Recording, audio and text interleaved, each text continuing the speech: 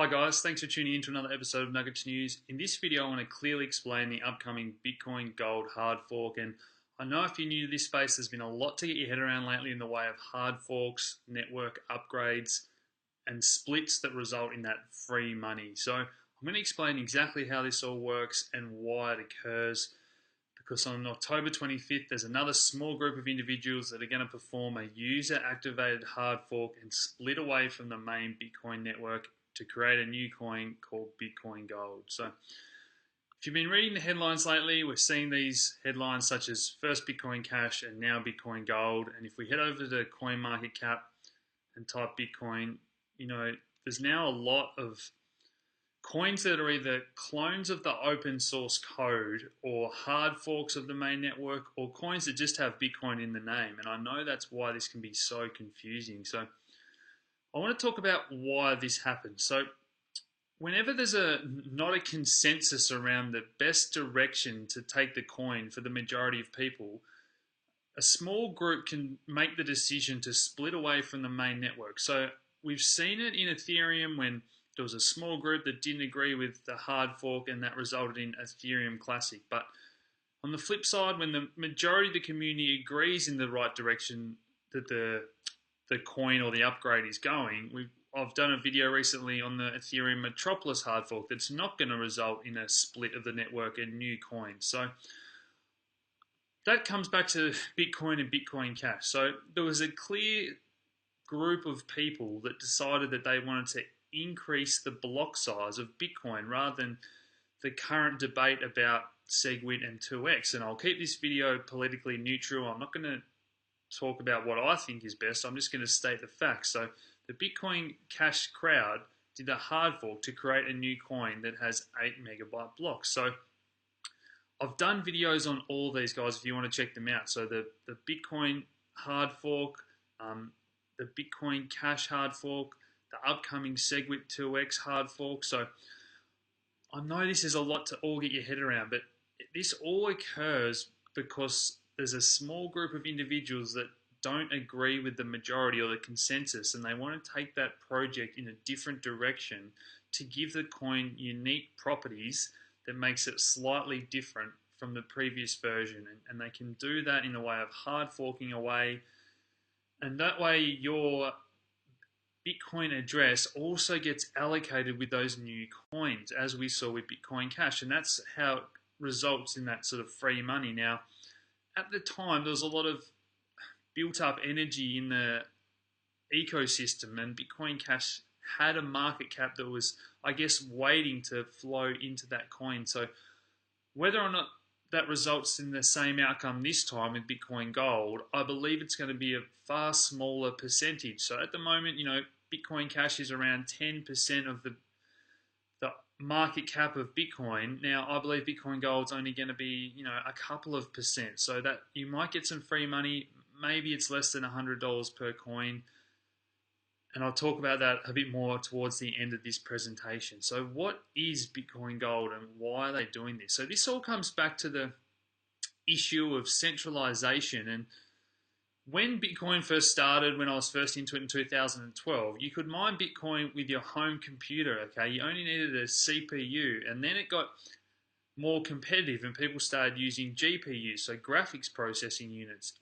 And then as it became more and more competitive, people figured out that the more powerful the chip you had, the more you could mine Bitcoin. And so we then developed these ASIC chips, which stands for application specific integrated circuit. And that basically means that these chips are built for one thing and one thing only, and that's mining the Bitcoin algorithm.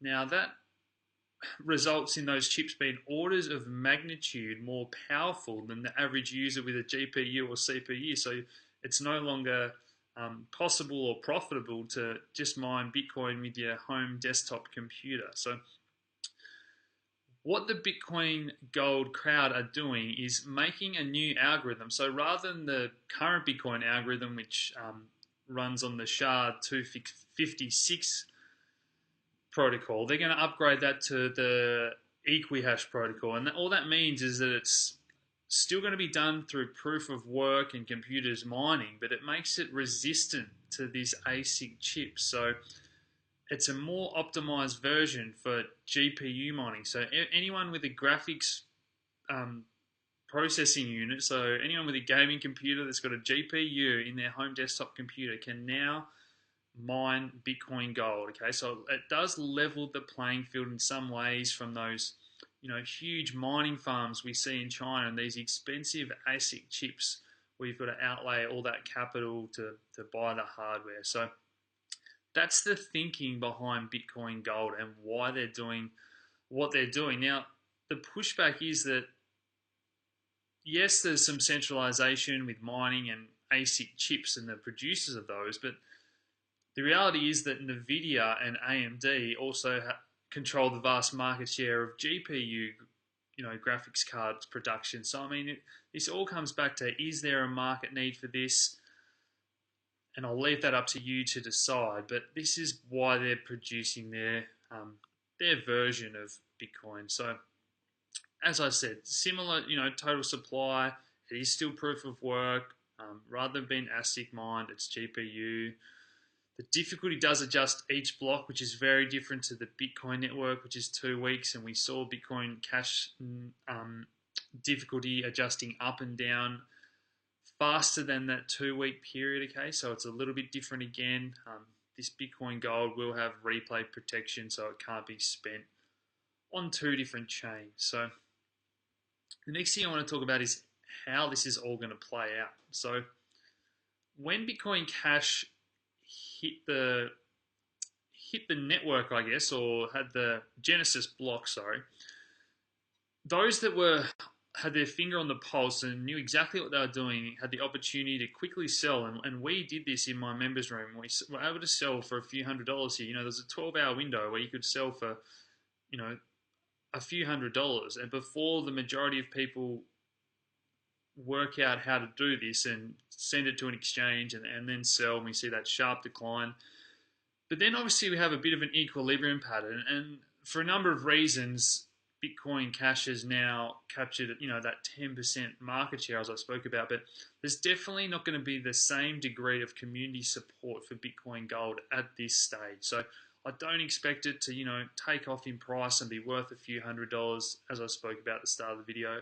The reality is it's probably going to be, around $100 or less. But if you're quick to move and you've got your coins in a wallet or exchange that says, yeah, we're going to allocate you that Bitcoin Gold straight away, then you've got that opportunity to sell to make that free money. And as we've seen with Bitcoin Cash, it all depends on the wallet and the exchange, and there's some that are still yet to allocate that Bitcoin Cash to their users that had Bitcoin in their wallets. So keep an eye on their Twitter. I'm sure they'll update which exchanges and wallets are going to support Bitcoin Gold. But that's how this is all going to play out, guys. I hope you've enjoyed this video and I've cleared that up for you. So please hit like, subscribe if you haven't already, share these videos around, and thanks for tuning in, guys. Cheers.